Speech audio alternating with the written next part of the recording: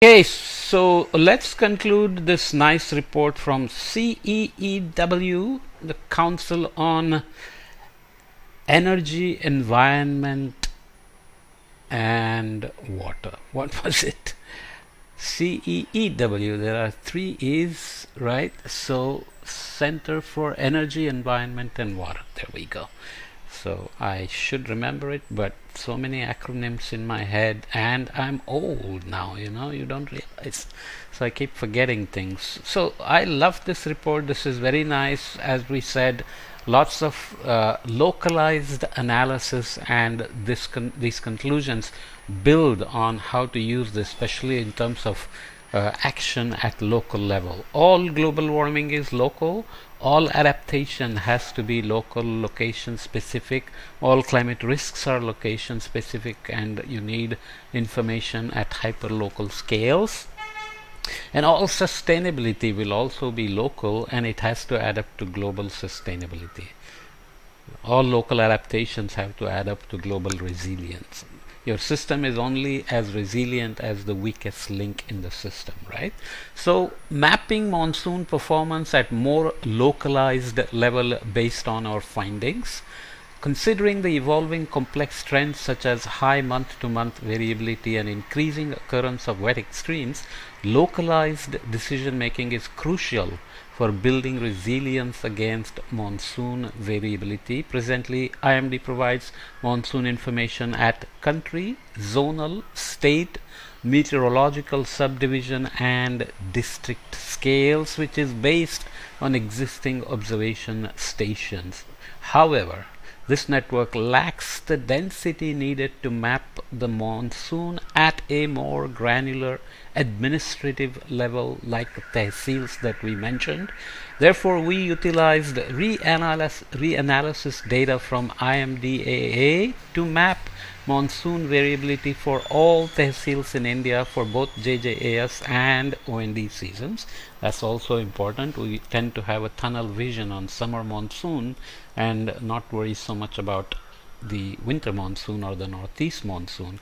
We have provided the coefficient of variation and long period average for all tehsils considered in this study in the annexure 1, which I didn't go into, following the WMO and IMD guidelines.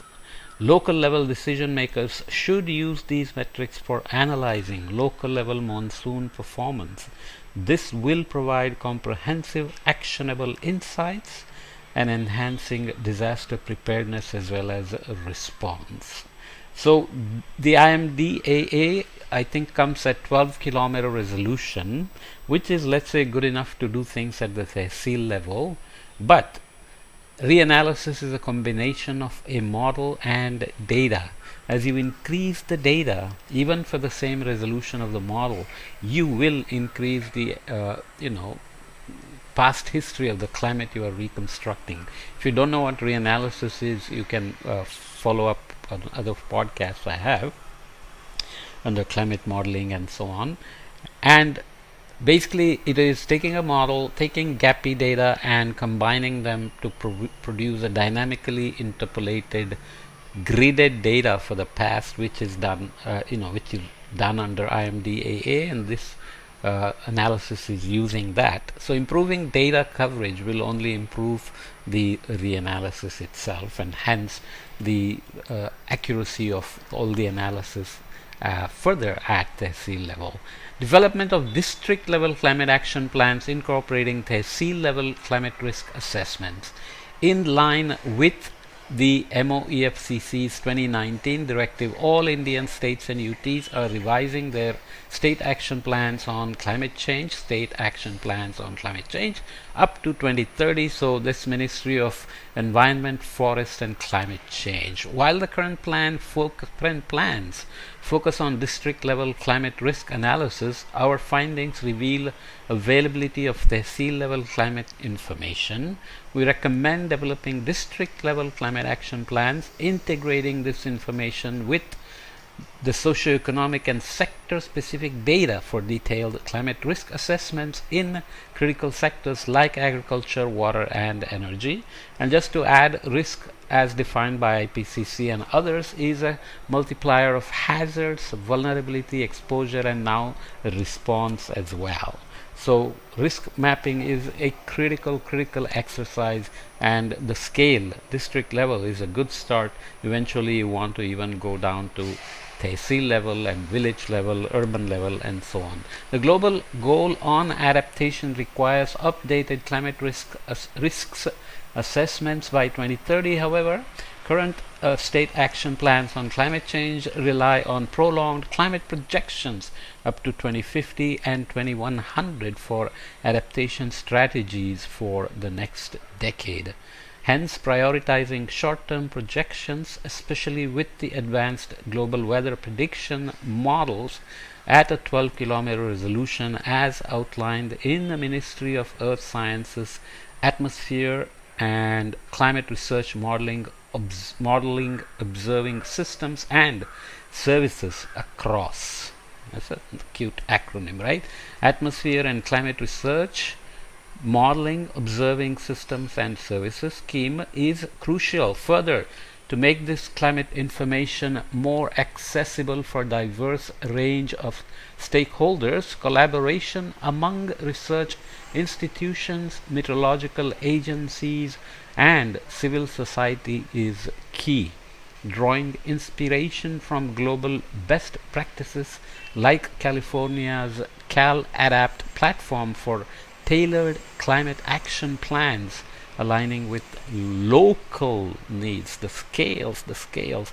Nearly 48% of tehsils in India saw increased rainfall in October in the past decade. The map we already saw, so October for each region. So southwest monsoon is being altered with its onset and withdrawal being earlier and delayed, or later and delayed, and so on. So you are squeezing the length of the rainy season in various ways. You are changing the number of rainy days, and hence heavy and very heavy rainfall events and so on, as we saw. So here all India average JJS rainfall showing a slightly increasing trend at the rate of 3 millimeters per year, which is not statistically significant. So total JJS rainfall and a linear trend.